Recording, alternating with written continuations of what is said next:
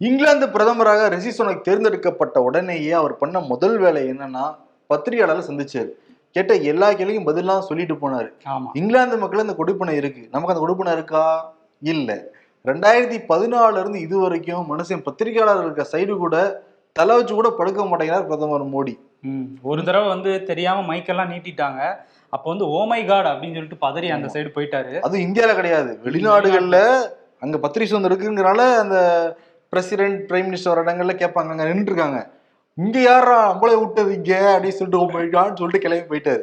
சரி, தலா அப்படி இருக்கான்னு பார்த்தா இங்க கீழே இருக்காங்கல்ல, நான் சொல்றேன் மாநில தலைவர் இருக்காருல்ல அண்ணாமலை, பத்திரிகையாளர்களை கண்டாலே அவர் ஏன் இப்படி நடந்துக்கிறாருன்னே தெரியல. 200 ரூபா 300 ரூபா ஏழாம் விட்டுட்டு இருந்தாரு. இப்ப ஒரு படி கீழே இறங்கிட்டாரு. இதனால யாரு கௌரவ குறைச்சல்? அவர் தான் கௌரவ குறைச்சல். என்ன ஏதுங்கிறத டீட்டெயிலா ஷோக்குள்ள போய் பார்த்துடலாம். Welcome to the imperfect show. Sibi Chakravarthy, நான் வருண்.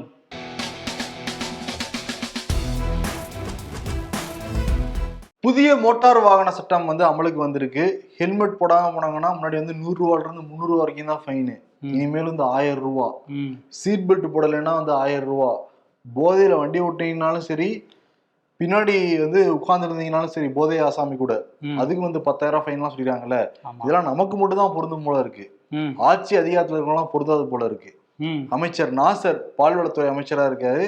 அந்த ஆவடி பகுதியில அந்த மழைநீர் வடிகால் பணிகள்லாம் நடந்துகிட்டு இருக்குல்ல, அதெல்லாம் முறையா நடக்குதா? 27 கோடி நடக்குது போல இருக்கு. அது முறையா நடக்குதான்னு சொல்லிட்டு அமைச்சரும் திருவள்ளூர் கலெக்டரும் அல்பிஜான் வர்கீஸ் 2 பேரும் வாகனத்துல போயிருக்காங்க. 2 வீலர்லயே போயிருக்காங்க ஆய்வு மேற்கொள்றதுக்கு. ஏன் கார் போக முடியாது அந்த இடத்துல? 2 வீலர்ல போயிருக்காங்கன்னு வச்சுக்கோங்களேன். ஆனா யாருமே ஹெல்மெட் போடல. பின்னாடி உட்காந்துருக்கவும் போடல, முன்னாடி உட்காந்துருக்கவும் போடல. அந்த போலீஸ் கூட போடலன்னு அந்த புகைப்படத்துல பார்க்கும்போது தெரியுது, யாருமே போடல. அப்ப நம்ம மட்டும் தான் இழிச்சவாயங்க, நம்ம மட்டும் இங்க மாட்டினோம்னா 1000 ரூபாய் ஃபைன் வாங்கிடுவாங்க. அமைச்சர் பெருமக்களுக்கு இது பொருந்தாது. ஆமா, அதுவும் நேத்து தான் அந்த அபராதம் அதிகப்படுத்தினது அமலாச்சு. அப்போ முதல் கேஸே அமைச்சர் மேலதான் போட்டிருக்கணும். ஆனா இவங்க பாரபட்சம் பாக்குறாங்க. மக்கள் யாராவது வேகமா அவசரமா வேலைக்கு போறவங்களை மட்டும்தான் நிறுத்தி ஃபைன் போடுவாங்க போல. அமைச்சர் கலெக்டர் கிட்ட எல்லாம் எதுவும் கலெக்ட் பண்ண மாட்டாங்க போல. வாங்கிடுவாங்களா, வாங்கி பாத்துடுவீங்களா அப்படிங்கிற போல தானே இருப்பாங்க. பாத்தீங்கன்னா அவங்களுக்கு ஒரு சட்டம், நமக்கு ஒரு சட்டம். கேட்டா அவங்களுக்கு மட்டும் ரூல்ஸ் அண்ட் ரெகுலேஷன்ஸ் எங்களுக்கு இல்லை அப்படின்னு சொல்லுவாங்க போல இருக்கு. ஃபகத் ஃபாசில் மாதிரி அந்த கலெக்டரும் அமைச்சரும். இதெல்லாம் ஸ்டாலின் கவனிக்கணும். இன்னொரு பக்கம் என்னன்னா, வாரிசு நம்ம விகடன்ல தான் வந்திருந்தது. வாரிசு போட்ட ஸ்டில் எக்ஸ்க்ளூசிவ் ஆனந்த விகடன்ல அந்த வாரிசு வச்சு செல்வராஜ் ஒரு மேட்டர் எடுத்திருக்காரு. ஆமா, வாரிசு படத்துல விஜய் நடிக்கிறதுக்கு பதிலாக உதயநிதி ஸ்டாலின் நடிச்சிருந்தாதான் ரொம்ப கரெக்டா இருந்திருக்கும் அப்படின்னு சொல்லியிருக்காரு. அது மட்டும் இல்லாம இன்னொரு விஷயமும் சொல்லியிருக்காரு. பிடிஆர் டான்னா நாங்களாம் சூப்பர் டான் அப்படின்ட்டு இருக்காரு. இதுல இருந்து என்ன தெரியுதுன்னா, இவர் எம்எல்ஏ ஆனதுல இருந்து மக்கள் பணி எதுவும் செய்யல போல. வரிசையா எல்லா படத்தையும் பார்த்துட்டு இருக்காருன்னு நினைக்கிறேன். டான்ன்றாரு, வாரிசுன்றாரு, யார் எந்த படத்துல நடிக்கலாம் சஜஷன் வேற கொடுத்துட்டு இருக்காரு. விட்டு அடுத்து ப்ளூ சட்டையை போட்டு ரிவ்யூ எல்லாம் பண்ண ஆரம்பிச்சுடுவாரு போல இருக்கு. செல்வராஜ் மாத்திட்டு கலரை மாத்திட்டு ரிவ்யூ பண்ணாலும் பண்ணுவாரு. ஏன்னா அவங்களுக்கு இருக்க பஞ்சாயத்து பெரிய பஞ்சாயத்து, அது முடியாதுன்னு தெரிஞ்சு போச்சு. ஓகே, நம்ம என்டர்டைன்மெண்ட் நம்ம பண்ணிக்கிட்டு இருக்கோம், நம்மளும் என்டர்டைன்மெண்ட் படங்கள்லாம் பார்க்கலாம்னு சொல்லிட்டு கிளம்பிட்டாரு போல இருக்கு செல்வராஜ். அதுவும் உதயநிதி ரிலீஸ் பண்ண படம் வேற, அது ரெட் ஜெயின் படத்தை கூட விடாம பாத்துருக்காரு அவரு. டான் பாத்துருக்காரு, வாரிசு இது பண்ணிருக்காரு. எனக்கு என்னன்னா இதெல்லாம் பாக்குறாங்க. ஆறுமுகசாமி ஆணையத்தோட அறிக்கைன்னு ஒண்ணு வந்துச்சு, அதெல்லாம் நீங்க பார்க்க மாட்டீங்களா? அதை பத்தி யாராவது ஒருத்தர் வாய் தந்து வரைக்கும் பேசியிருப்பாங்களா? அதிமுகவுல ஒருத்தர். எடப்பாடி பழனிசாமி தான் அந்த ஆணையத்தை அமைச்சாரு, சரிங்களா? சட்டமன்றத்துல அந்த ஆணையம் வெளியிடப்படுது. ஒரு வார்த்தை கூட அவரும் சொல்லல, அவருடைய சகாக்களும் சொல்லல, யாருமே அந்த ஆணையத்தை பத்தி பேச மாட்டேங்கிறாங்களே. ஜெயலலிதா இருந்த வரைக்கும் அம்மா அம்மான்ட்டு அப்படியே குனிஞ்சு நின்று யோகாசனம் எல்லாம் பண்ணி அப்படி பண்ணிக்கிட்டு இருந்தாங்க. மர்மமான முறையில் இறந்து போயிட்டாங்கன்னு அறிக்கை வந்திருக்கு. ஏன் அவ்வளவு கப்பு சிப்புன்னு இருக்காங்க அவங்க? அவரே படம் எல்லாம் பார்த்துட்டு நேத்து தான் வெளியே பேசியிருக்காரு. இன்னொன்னு, அவங்க திமுக காரங்களாம் என்ன வாரிசு படம் எப்ப வந்துச்சு? வாரிசு ஸ்டில் மட்டும் தான் வந்திருக்கு. ஸ்டில்லுக்கே ரிவ்யூ பண்ணிருக்காரு. பார்த்துட்டே பேசுவாரு. அது அச்சே இதுக்கு கரெக்டா இருப்பாரு உதயநிதிங்கிறத கரெக்டா சொல்லிடுவாரு. இன்னொன்னு, திமுக காரங்க என்ன தெரியுமா சொல்லிட்டு இருக்காங்க?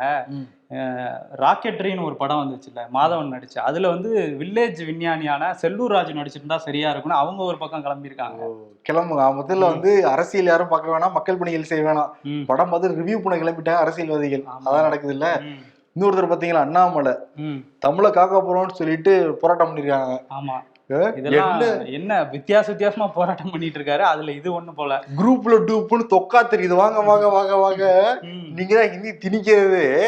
இவங்க வந்து இங்க தமிழ்நாட்டுல வந்து தமிழ் சரியா வளர்றது இல்ல, வளர்ச்சி பாதையில போகிறேன்னு சொல்லிட்டு தமிழ்நாடு முழுக்க பிஜேபி வந்து இன்னைக்கு வந்து போராட்டம் பண்ணிருக்காங்க, ஆர்ப்பாட்டம் பண்ணிருக்காங்க. அதுல கலந்துக்கிட்டு அண்ணாமலை சில விஷயங்கள் வந்து பேசியிருக்காரு. கிளம்பி போறப்ப திரும்பி பத்திரிகையாளர் அம்படுத்திட்டு போயிருக்காரு. ஆமா, அவருக்கும் பத்திரிகையாளருக்கும் எப்பவும் 7ஆம் பொருத்தமாவே இருக்கும். முன்னாடியே இந்த மாதிரி 200 ரூபா வாங்கிக்கோங்க இந்த மாதிரி எல்லாம் பேசியிருக்காரு. இப்ப என்ன பேசியிருக்காரு? இப்ப என்ன பேசியிருக்காருங்கிறத என் வாயில நான் சொல்லவே மாட்டேன். அந்த வீடியோவை பாருங்க. மரத்து மேல குரங்கு தவற மாதிரி எல்லாம் சுற்றி வரீங்களா? என்னது மரத்து மேல குரங்கு தவற மாதிரி எல்லாம் சுற்றி வரீங்களா? என்னது நான் உங்களுக்கு என்ன சொல்ல, ஒரு நிமிஷம் சாப்பிட போகும்போது என்ன சொல்றீங்க? சாப்பிட போகும்போது என்ன சொல்லிட்டு மரியாதையா நின்று நீங்க எல்லாம் சாப்பிடுங்கன்னு சொல்லிட்டு போனா ஊர்ல நாய் பேய் சாராய விற்கிறவன் சொல்றதெல்லாம் கேட்பா, அதெல்லாம் பதில் சொல்லணும் அவருங்க. சாராய விற்கிறவன் சொல்றதெல்லாம் கேட்பா, அதெல்லாம் பதில் சொல்லணும் அவருங்க.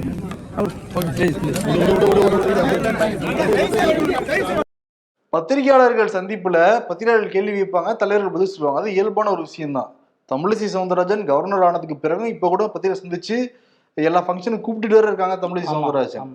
தலைவர்கள்ட்ட இருந்து எதுவுமே கத்துக்கலைங்கிறது தெரியுது அண்ணாமலை, அதெல்லாம் விட்டு தள்ளுங்க. ஆனா அண்ணாமலை நாகரிகமான அரசியல் பண்ண மாட்டாங்க, அவர் வாயாலே சொல்லியிருக்காரு. அவரே ஓப்பன் ஸ்டேட்மெண்ட் கொடுத்திருக்காரு. பத்திரிகையாளர் சந்திப்புல நாகரிகமான அரசியல் பண்ணணும்னா அதுக்கு இந்த அண்ணாமலை ஆள் கிடையாதுங்கிறதே சொல்லியிருக்காரு. இவர்கிட்ட போய் நம்ம என்னத்த நாகரிகத்தை எதிர்பார்க்க முடியும்? இன்னொன்னு என்ன சொல்லியிருந்தாரு, நேத்து தான் வந்து செந்தில் பாலாஜி வந்து பத்திரிகையாளர்களை மிரட்டுறாரு அப்படின்னு நமக்கு ஆதரவா பேசுற மாதிரி பேசிட்டு இன்னைக்கு வந்து இந்த மாதிரி பேசியிருக்காரு. இவர் என்ன கணக்குல பேசுறாருங்கிறதே புரியல. என்னன்னா இவர் வந்து இன்னும் அரசியல்வாதியா மாறவே கிடையாது, அதிகாரியா தான் இருக்காரு. எப்பயுமே அரசியல்வாதிகளுக்கு அதிகாரிகளுக்கான டிஃபரன்ஸ் என்னன்னா, நம்ம ஆக்சுவலி இந்த பத்திரிகையாளர் துறையிலே இருக்கிறதுனால பத்திரிகையாளர்கள் அதிகாரிகள் இருக்கிறவங்க டென்ஷன் ஆவாங்க. என்னை பத்தி எழுத போறாங்களா, என்னை பத்தி குறை சொல்ல போறாங்களான்னு சொல்லிட்டு பதட்டம் ஆவாங்க, டென்ஷன் ஆவாங்க. அரசியல்வாதிகள் வந்து தன்மையா பதில் சொல்லுவாங்க. இவர் வந்து இன்னும் இந்த காக்கி சட்டைய ட்ரெஸ்ஸை கழட்டினாரே தவிர இன்னும் மனசுல இருந்து அந்த காக்கி சட்டை போகவே இல்லைங்கிறது அண்ணாமலைக்கு. இன்னும் இப்படியே பண்ணிட்டு இருந்தேன்னு வச்சுக்கோங்களேன், பிஜேபி வந்து நல்லா வளரும் தமிழ்நாட்டுல. இது வெறும் சத்தம் மட்டும் தான் வந்துகிட்டு இருக்கு அண்ணாமலை கிட்ட இருந்தே தவிர உருப்படியா எந்த விதமான அரசியல் நடவடிக்கையும் வந்ததே கிடையாது. ஆர்ப்பாட்டம் பண்ணுவோம்ல ஆட்டோல வந்து கிளம்பி போயிடுவாரு. இன்னொரு பக்கம் சிறையில உள்ள இருந்து ஆர்ப்பாட்டம் பண்ணுவோம்னு இந்த மாதிரி வித்தியாசமா ஏதாவது சொல்லிட்டு இருப்பாரே தவிர பண்ணுவாரு உருப்படியா இதுவரை எதுவும் பண்ணல அவரு. அதே மாதிரி 2 சொல்லுவாப்புல, 2 லட்சம் கேஸ் நான் போட்டேன், 20,000 வந்து புக்கு படிச்சு, இதெல்லாம் கேள்வி தானே செய்வாங்க. கேள்வி கேட்டா இப்படி சொல்லுவீங்களா? கோவை கார் வெடிப்பு சம்பவத்துல வந்து இன்னொரு நபரை கைது பண்ணியிருக்காங்க. அவர் யாரு, அவரோட பின்புலம் என்ன? இந்த கார் வெடிப்பு சம்பவத்துல ஈடுபட்ட ஜமேசா பிபினுடைய சகோதரர் அப்சர் கான் சொல்றாங்க. ஏற்கனவே 5 பேர் கைது செய்யப்பட்டிருக்காங்க. இப்போ வந்து 6வது நபராக இவர் வந்து கைது செய்யப்பட்டிருக்காரு. நேற்று வந்து என்ஐஏ 10க்கும் மேற்பட்ட நபர்கள்ட்ட விசாரணை நடத்தினதா வந்து சொன்னாங்க. பல்வேறு இடங்கள்ல சோதனை நடத்திருக்காங்க. இன்னைக்கு வந்து அப்சர் கான் கைது செய்யப்பட்டிருக்காரு. அது மட்டும் இல்லாம புல்லுக்காடு, போத்தனூர், ஆசாத் நகர் போன்ற 10க்கும் மேற்பட்ட இடங்கள்ல தொடர்ந்து சோதனை வந்து நடந்துகிட்டு இருக்கு காலையில இருந்து. இன்னொரு விஷயம் என்ன சொல்றாங்கன்னா, ஜமேசா பிபின் வந்து பழைய துணி வியாபாரம் பண்ணிக்கிட்டு இருந்தாரு. அவர் யார் யார கூட எல்லாம் வந்து வியாபாரம் பண்ணாரு, யார் யாரெல்லாம் டீல் வச்சுக்கிட்டாருன்னு போன்ற எல்லாமே விசாரிச்சுட்டு இருக்காங்களாம் இப்ப வந்து என்ஐஏ. இன்னொன்னு என்னன்னா, அண்ணாமலை தொடர்ந்து பேசிக்கிட்டு இருந்தாருல, செந்தில் பாலாஜி இப்ப வந்து சீல் இறங்கியிருக்காரு. செந்தில் பாலாஜி வந்து என்ன சொல்றாருன்னா, என்ஐஏ விசாரணை வந்து அண்ணாமலை கிட்டே வந்து நடத்தணும், விசாரணையுடைய தகவல் எல்லாமே வெளியே கசி விட்டு இருக்காரு மனுஷன். அதே மாதிரி வட இந்தியாவுல தீவிரவாத தாக்கல் நடந்தப்ப பிரதமர் ஏதாவது பேசினாங்களா, அமைச்சர்கள் ஏதாவது வந்து வாய் திறந்தாங்களா, அப்ப இங்க மட்டும் எதுக்கு வந்து கேட்கறாரு அண்ணாமலைங்கிற மாதிரி லாஜிக்கா ஒரு பாயிண்ட் வச்சு பேசியிருக்காரு. ஆக்சுவலி அரசியல்வாதிகள் எப்பயுமே இந்த மாதிரி சம்பவத்தை இந்திய இறையாண்மை வந்து பாதுகாக்கணுமே தவிர கிடைச்ச தகவல்லாம் வெளியே இருந்து கசி விட்டுக்கிட்டு மக்கள் வந்து மேலும் பிரிவினை வந்து ஏற்படுத்துறது வந்து சரியில்லை.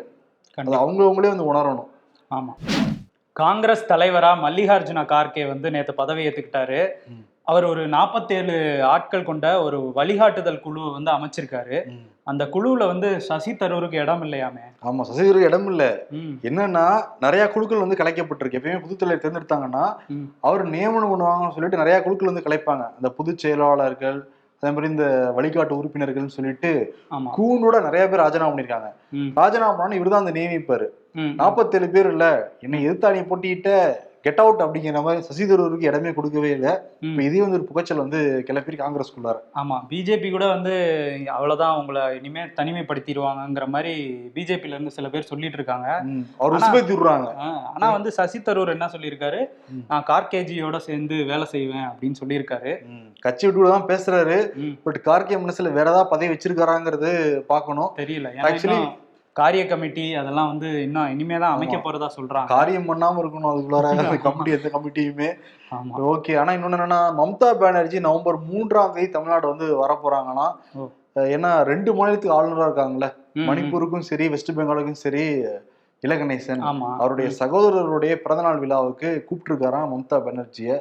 அதன் அடிப்படையில வந்து இங்க வரப்போறதா சொல்லியிருக்காங்க. விழாவை சிறப்பிச்சுட்டு போலான்னு வராங்க. ஆமா. ஆனா பாத்தீங்களா இல்லையா, எப்பயுமே வந்து மம்தா பானர்ஜி கவர்னர் கூட வந்து சேர்ந்தே இருக்க மாட்டாங்க. ஆமா, முட்டல் முதலமா தான் இருக்கும். பட் இலகணேசன் வந்து அப்படியே விழா மூட்ல இருக்கிறதுனால, ஆக்சுவலி பாதி நாள் தமிழ்நாட்டுல தான் இருந்தாரு. புத்தக வெளியீட்டு விழா, அந்த விழா, இந்த விழான்ட்டு. அதனால ஒரு சுமூகமான போக கடைபிடிக்கிறாங்கிறது தெரியுது வெஸ்ட் பெங்கால் மம்தாவுக்கும் இலகணேசனுக்கும். அப்படியே வெஸ்ட் பெங்கால்ல இருந்து கொஞ்சம் அந்த சைடு போனோம்னா யூபியில ப்ரோ ஏடிஎம்ல வந்து நோட்டு எடுத்திருக்காங்க.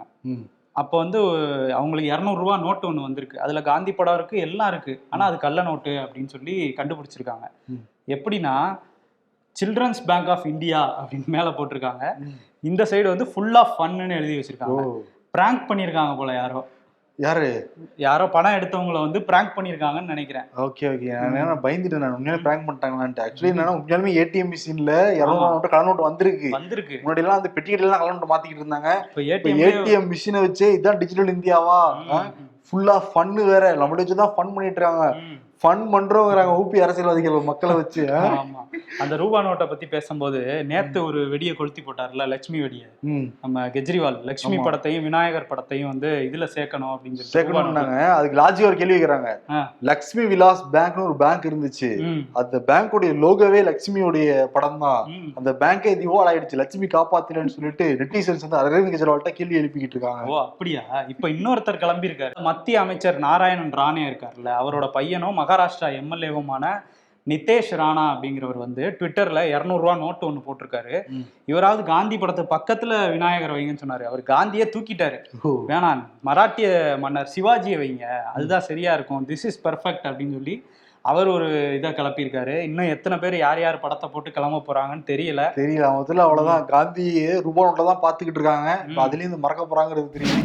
ஓகே, பிரதமர் மோடி இருக்காருல்ல, அவர் 11ஆம் தேதி தமிழ்நாடு வரப்போறாரு.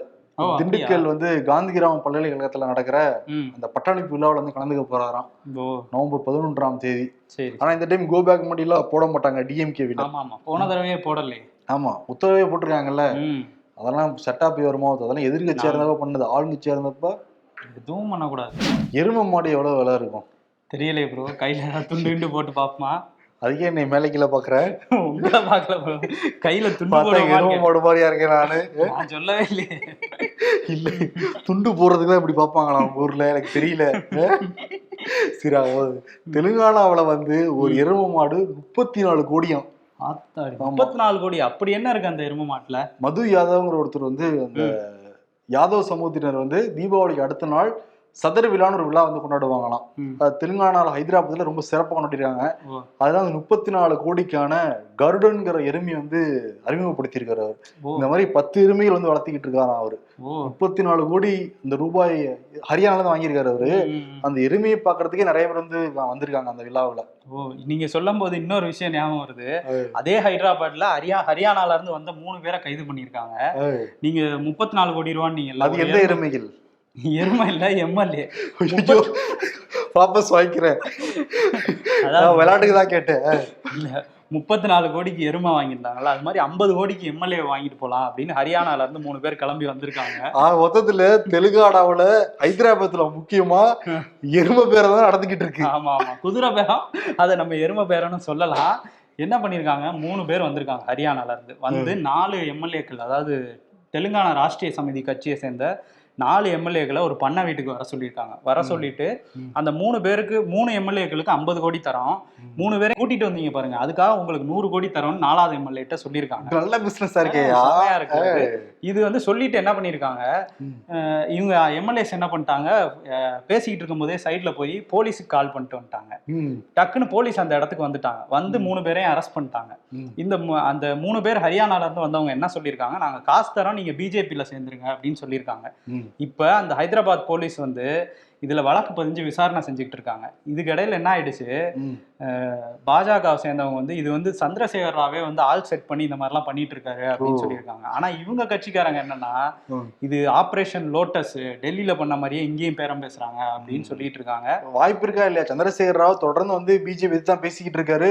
வங்கக்கடல்லே மோடி அமித்ஷா தூக்கி வீசுலாம் வந்து பேசினாப்ல. இப்ப 200 கோடி ரூபாய் அவரே பாக்கெட் மணியா எடுத்து விட்டுட்டு அவரே லோட்டஸ் வந்து மாட்ட வைக்கிறாரா? நம்புற மாதிரி இல்லையே. இது லோட்டஸ் கட்சியுடைய ஃபார்முலாவே இதுதானே. அந்த ஃபார்முலாவை அவர் பயன்படுத்துறாரா இல்ல அவங்க பயன்படுத்துறாங்களாங்கிறது தெரியல. இருந்தாலும் வந்து தொக்கா மாட்டிக்கிட்டாங்க. அப்ப 50 கோடி அங்க ஒரு எம்எல்ஏக்கு, டெல்லியில 20 கோடி தான் சொன்னாங்க. அது சின்ன மாநிலனால 20 கோடி போல. இங்க ஆனா ஆள் பிடிச்சு கொடுத்தவருக்கு 100 கோடி ப்ரோ. ஆள் பிடிச்சு கொடுத்தா 100 கோடியா? இல்லையா? அது புள்ள பிடிக்கிற மாதிரி சொல்றீங்க. ஆனா எம்எல்ஏவை பிடிக்கணும். எம்எல்ஏவை பிடிக்கணும். எருமை ஆடை பத்தி பேசுறப்ப முதல்ல வந்து ஞாபகம் வருது. ஆடை பத்தி நம்ம பேசவே இல்லையே ப்ரோ. உனக்கு மறதிப்பா விடு. முதல்ல என்னன்னா நெடுங்குன்றத்துல ஏரி எல்லாம் இருக்கு. அந்த ஏரியில இருந்து முதல் அடிக்கடி கிளம்பி வருமா. நெடுங்குன்ற பகுதியில வந்திருக்கு. நேற்று இளைஞர்கள்லாம் அதை வாயை கட்டி வாழை கட்டி திருப்பி வந்து வனத்துறையிட்ட ஒப்படைச்சிருக்காங்க. ஒரு எண்டு காடை போடுங்க, அடிக்கடி முதல்ல வந்து எட்டி பார்க்குது அப்படிங்கிறாங்க. நீங்க முதலே பத்தி சொல்லும் போது பாம்பை பத்தி சொல்ல மாட்டா நல்லா இருக்காது. இந்தோனேசியால ஒரு 54 வயசு பெண்ணை வந்து ஒரு பாம்பு முழுங்கிருச்சு. கடைசியில் அந்த பாம்போட வயிறை அறுத்து எடுத்து தான் அது உடலாக தான் கடைசியில் அந்த பெண்ணை வந்து மீட்க முடிஞ்சிருக்கு அந்த கிராமத்தில் இருக்கவங்களால. அதுதான் ஆக்சுவலி என்னன்னா ரொம்ப கஷ்டமா இருக்கு. இதெல்லாம் நம்ம படத்துல பாத்துருப்போம். ஹாலிவுட் படத்துல அன்னகோண்டாங்கிற படத்துல எல்லாம் பாத்துருப்போம். அதை இப்போ ரியல் லைஃப்ல நடக்குதுங்கிறப்ப அதிர்ச்சியா தான் இருக்கு. அப்பெல்லாம் வந்து இதெல்லாம் ஃபேண்டசி படம், அப்பெல்லாம் முழுங்காத நாங்க மலைப்பாம்பு. இப்போ அதுவுமே அப்டேட் ஆயிடுச்சு போல இருக்கு. எல்லா விலங்குகளும் அப்டேட் ஆகிட்டு இருக்கு. கொசு முத கொண்டு அப்டேட் ஆகிட்டு இருக்கு. இல்ல அது நம்ம விலங்குகளோட இடத்த நம்ம என்னைக்கு எடுத்துக்க ஆரம்பிச்சோமோ அதுங்க நம்ம இடத்துக்குள்ள வந்துருச்சு. அவ்வளவுதான் லாஜிக்கான பாயிண்ட். நெடுங்குன்றத்துல முதல்ல தான் இருந்திருக்கும். அப்புறம்தான் இந்த மனிதர்கள் போயிருப்பாங்க. வீடு கட்ட ஆரம்பிச்சோம். ஆமா, காடுகள் ஆக்கிரமிக்கிறோம், எல்லா பக்கமும் பண்ணிட்டு இருக்கோம் மனித பெயர்கள். இல்ல இயற்கை என்னைக்கு திரும்பி அடிக்க போகுதுன்னு தெரியல. ட்விட்டர் வாங்கிட்டாரு பாத்தீங்களா இல்லையா எலான் மஸ்க்? வாங்க போறாரு நாளைக்கு தான். ஆபீஸ்க்குள்ள போயிட்டாரு. அப்புறம் என்ன? ஆமா போயிட்டாரு. சிங்கெல்லாம் தூக்கிட்டு போனாரு. ஆமா, அவர் மதுரமுத்து ஃபேனா இருப்பாருன்னு நினைக்கிறேன். ப்ராப்பர்ட்டி காமெடி பண்ணிருக்காப்ல ட்விட்டர்ல. சிங்க் எடுத்துட்டு போயிட்டு என்ட்ரிங் ட்விட்டர் ஹெட் குவார்ட்டர்ஸ் அப்படின்னு சொல்லி ஒரு வீடியோ போட்டிருக்காரு. அதுல வந்து சிங்க் பண்ணிடுவோம், அதாவது மூழ்கடிச்சிருவோம் ட்விட்டர் ஆபீஸையே அப்படின்னு சொல்லியிருக்காரு. அவர் தான் வாங்க போறாரு. அவரே மூழ்கடிக்க போறாரு. அதுதான் எனக்கும் புரியல. அவர் என்ன பேசுறாருங்கிறதே புரிய மாட்டேங்குது. இன்னொன்னு அந்த ட்விட்டர் பயோலையும் சீஃப் ட்விட் அப்படின்னு மாத்திட்டாரு. கிட்டத்தட்ட அதாவது ட்விட்டரோட தலைவர் நான் தான் இனிமே அப்படிங்கிற மாதிரி மாத்திருக்காரு. ஆனா அந்த ட்விட்டுங்கிற வார்த்தைக்கு இன்னொரு மீனிங்கும் சொல்றாங்க. முட்டாள் அப்படின்னு இருக்கு. சீஃப் ட்விட்னு வேற வச்சிருக்காரு. இவர் என்னத்தை மீன் பண்றாருங்கிறத இதுக்கு முன்னாடி பர்ஃபியூம் வியாபாரின்னு வச்சிருந்தாரு அவரு. ஆமா எதுக்கு என்ன குறியீடுன்னு தெரியல நமக்கு. ஆமா. வண்டியில் இருந்த பெட்ரோல் ஏன்டா தீத்த? ஏன்னா நீ என் நண்பன். Next 1 month side dish be like. காலை இட்லி பிளஸ் முறுக்கு, மதியம் சாதம் பிளஸ் முறுக்கு, மாலை டீ பிளஸ் முறுக்கு, இரவு சப்பாத்தி பிளஸ் முறுக்கு. தீபாவளி அலப்பறைகள். போலீஸ் அபராதம் போடுற இடத்துல ஹெல்மெட் கிடையை போட்டா அடுத்த அதானி அவன்தான். ஐடியா இல்லாத பசங்க அப்படிங்கிறாங்க. ஏன்னா 1000 ரூபா ஃபைன் வாங்குறாங்களா ஹெல்மெட்டுக்கு. அதுக்கு வந்து 500 ரூபா 600 ரூபாயிலே நல்ல ஹெல்மெட்லாம் கிடைக்குது. அதெல்லாம் விற்கலாமே. ஆமா விற்கலாம். கவர்மெண்ட்டுக்கு ஐடியா இல்ல போல இருக்கு. ரூபாய் நோட்டில் சாமி படம் போட்டா சாமி கண்ணை குத்திரணும், லஞ்சம் வாங்க பயப்படுவாங்க தானே. லஞ்சம் ஊழல் குறையும் இல்லை அப்படிங்கிறாங்க. ஓ, இந்த லாஜிக் இருக்கா? அதெல்லாம் வாங்குவாங்க ப்ரோ. பணம் எப்படி இருந்தாலும் வாங்குவாங்க அயோக்கிய பயலுக்கு. ஓகே, இன்னைக்கு யாருக்கு வந்து விருதுன்னா மீறப்படும் அப்படிங்கிற விருது வந்து நாசருக்கும் ஸ்டாலின் கொடுத்துடலாம். புதிய வாகன சட்டம் வந்து அமலுக்கு வந்துடுச்சு. ஆனா அமைச்சர் பெருமக்களுக்கு அதெல்லாம் பொருந்தாத போல தெரியுது. அதனால இங்கு மீறப்படுங்கிற மாதிரி மீறப்படுங்கிற அவார்டை வந்து நாசருக்கும் ஸ்டாலின் வந்து கொடுத்து விடைபெறலாம். நன்றி, வணக்கம்.